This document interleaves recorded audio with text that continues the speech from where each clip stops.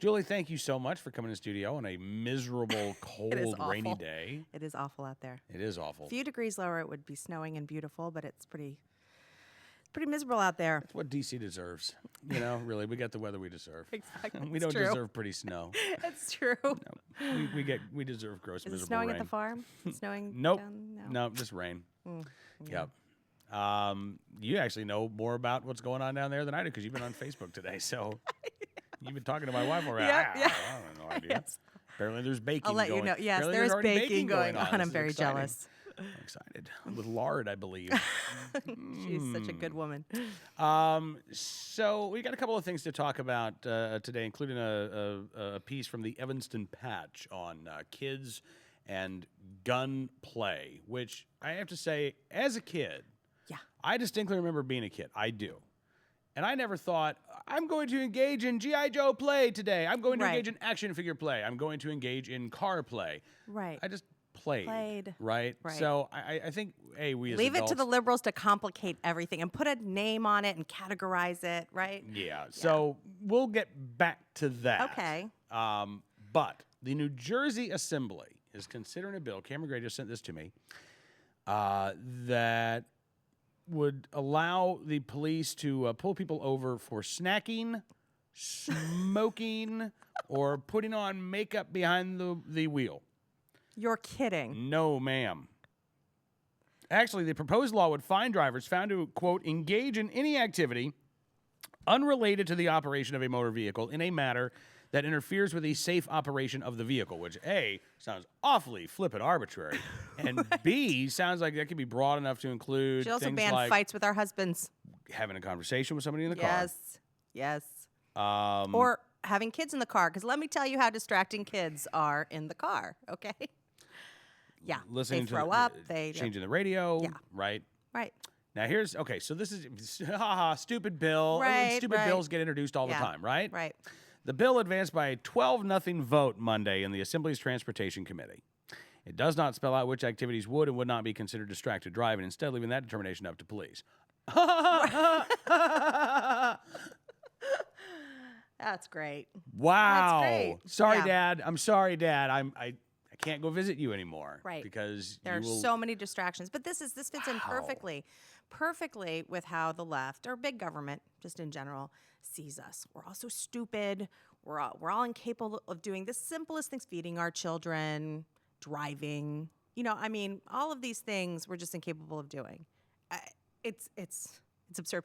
I mean, I'm sorry. Is there a huge problem with snacking and car crashes? I mean, I don't understand where this comes from. Like, has there been some sort of transportation report on, I don't know, eating and crashes? It's not like drunk driving. I don't know where they're, getting snack foods and crashes. Okay, so the new phrase is distracted driving, Okay. right? Hey. Which, look, kind of stands. What happened? Well, I got distracted, right? I've only been in one accident, two accidents in my entire life. One was weather related. I slid in a patch of ice, right? Right. The other was sun got in my eyes. I didn't see a curb. Yeah. But I know people who've destroyed my vehicles by being distracted. Not that I shall name names, but they're related to me. Yeah. And it was, taking the eyes off the road to switch the radio and running into the back of an off-duty police officer. Wow. Yeah, that was a fun night. Anyway, I know the dangers of distracted driving. Yeah. But so you can say, we need to make sure people aren't distracted. That's kind of a duh point at this, right? I mean, like that's very broad, that's very vague, and it's kind of useless. It's again, at it's that point. trying to legislate things that are just sort of common sense. How about we right? all put blinders on when we get behind the wheel? How about we have a sensory deprivation helmet that only allows us, right? It's like a bathysphere. Just I recently did an interview on these new. Sorry. Very hard to go on here on these new car safety measures. Where you have to breathe into something before the car. Oh yeah, but the it's breathalyzer. everyone. Yeah, the breath. Right. And there were a number of other ones, and I came off. Seatbelt. Like the car won't start unless you buckle your seatbelt. Yeah. Or now as the mother of 3 children, I spend on car trips because one of them is car sick often. I spend a lot of time with my seatbelt off, sort of hunched over the seat, cleaning and getting bags in front of children or Not while you're separating. driving. No, I'm the passenger. Right, okay. You know, and I sort of was saying that these seatbelt alarms can be really annoying. My husband and I drove like an hour with that dinging because I had to clean up and pass out various food items and get water. And, these things are kind of annoying. And look, I know I'm supposed to buckle my seatbelt, and I will as soon as I clean the puke off my son. I don't need an alarm going off. I'm already annoyed. I then have this dinging, this sort of social programming. Fasten your seatbelt. So, But you know what? The nannies are listening to this saying, God, that alarm's not annoying enough. What we need to do is we need to have a new alarm, something that would actually force Julie back into her seat. Something the car like, will stop working. You're not being safe. You're not being safe. Mom's what we putting need you to at do risk. is Mom's putting you at risk. Mom doesn't love you. What Mom we need to doesn't. do Right? is we need to put child advocates. Shall we let the child sit for 4 hours with puke on them, and in a ring with the seatbelt safety people saying, is mom allowed to? Could you not take 5 minutes to pull off the side of the road and just clean the puke off your kid and then get back on the road? I know. Really? I know. So again, it's just this constant need to sort of legislate common sense or take away people. Look, it was my decision. I did a risk analysis and I said, we're on a fairly empty interstate here. I think I'll be okay if I unbuckle for 20 minutes and take care of. But, this is the kind of thing. You could have hit a tortoise and flipped. We could have. We're not going to get to the other subject if we go on, you're right. on Okay. this. You're right. Evanston Patch Yes. had a piece, and it was interesting. There's a daycare there that apparently has decided preschool teachers, I guess, are debating gunplay, right? So this whether or not it's appropriate to allow it or not. And I'm glad actually there's a conversation rather than the shrill freaking out and banning it, just and suspending kids. Yeah. So this daycare decided that they would have an area where kids could indulge in gunplay, but it was going to be out of the way and not very big and not a very fun part of the room. And so the idea was to sort of subtly discourage. Right. Yeah. Dark Go in the gun closet, kids. Go play in there. And so the idea was that we would subtly discourage the kids from wanting to do this. Now, it's interesting because the article in the Patch cited a number of studies that said or suggested that this is actually a natural part of kids growing up and nothing to be alarmed about, and it's okay. Don't freak out about it. But that's exactly what these daycare providers are in effect still doing because they're saying, "Oh no, we're not anti-gunplay.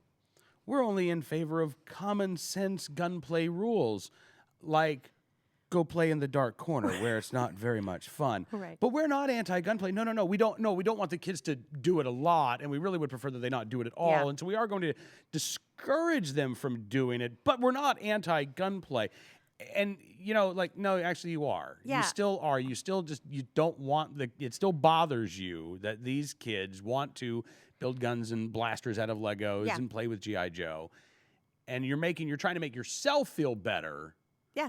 Look, these daycare workers are all thinking that every child is a future Adam Lanza. If they put their finger in a gun shape and they're just terrified of this. And when you sort of make things a bigger deal as a parent, they tend to seem more attractive to kids. So this isn't going to make gunplay go away. I'm the mother of 3 little boys. It doesn't matter what you do. They will make a gun out of Legos. They like this sort of bad and good and evil play. Boys like this. They like heroes. They like heroes. Yes. They like the concept of good and evil is very attractive to my kids. One is the bad guy. I asked Jack, "What are you thankful for?" Well, I'm thankful for everything but robbers. He loves everything. He's a happy kid, but he doesn't like robbers. And he likes that. He kind of identifies with that. I have a friend that she's sort of a bit of a hippy dippy woman, and she was amazed when her son wanted to play sort of, cowboys and Indians, and he wanted to play, sort of with guns. She didn't know where this came from. And, she just realized it's just something he wants to do, and he likes sort of being the hero. And it's unavoidable, and it's not bad. There's nothing bad about this, about teaching kids about, these are the good guys and these are the bad guys. Right. It's just how they play it out. And good luck to these folks, but they're not going to stop the kids from doing this. No, I no. In fact, they're probably making it more attractive since they've made it such a big deal. I think that actually there are a lot of parallels to how many gun control advocates view the gun control issue, as opposed to how these daycare providers are viewing the quote unquote gun play issue. In that, we hear a lot of talk of, we're not anti-gun, Julie. I mean, I can't name a gun that I would really be comfortable with you owning, and I think that it should require hours upon hours of training before you could bullets, even look at a gun. And bullets should be made of stale pudding, and they should cost thousands of dollars a piece. But I'm not anti-gun. I'm just in favor of common sense gun safety reform laws. Yeah, right. Right. It starts young, though, doesn't it? They're starting them young. Yes. And again, I think a lot of this comes from, I don't think this is some, secret cabal of daycare teachers saying, okay, we will teach these children not to. Actually, what they're doing, again, is they're creating this idea that guns are taboo, and therefore, when you get in, when something is seen as, you keep telling kids, hey, don't do that, don't touch that, no. Yeah. And it does become attractive. Kids become curious. I think that's actually a bad thing to do. You want to remove that curiosity. But I think it's interesting what you're saying, though. Kids really do absorb things, and it's almost like a guns are bad message subtly passed to the kids that they have to, if they want to play this way, they have to be removed. Mm-hmm. They have to be taken away from the other kids and put in a special area, almost like a punishment. Fine if you're going to be aggressive and play with guns. And so it is, I think kids really, people dismiss how intelligent kids are, but they really pick up on these subtle messages, and I think it's a way of subtly telling kids that these are bad things, and you can play that way because you're a kid, but it's bad. So I think it's a slight indoctrination. Not to be too crazy, but I think it's a little bit of indoctrination going on. I was going to say it's the adults putting their neuroses on the kids. Yes. So maybe that's same idea. Yeah. All right. Well, listen, Julie, enjoy yourself a great Thanksgiving feast. Oh, hopefully the weather will improve. I hope so. And I'm very thankful that we can have you on the program each and every week. Thanks. I'm thankful to be on. See you next Tuesday. Thank you.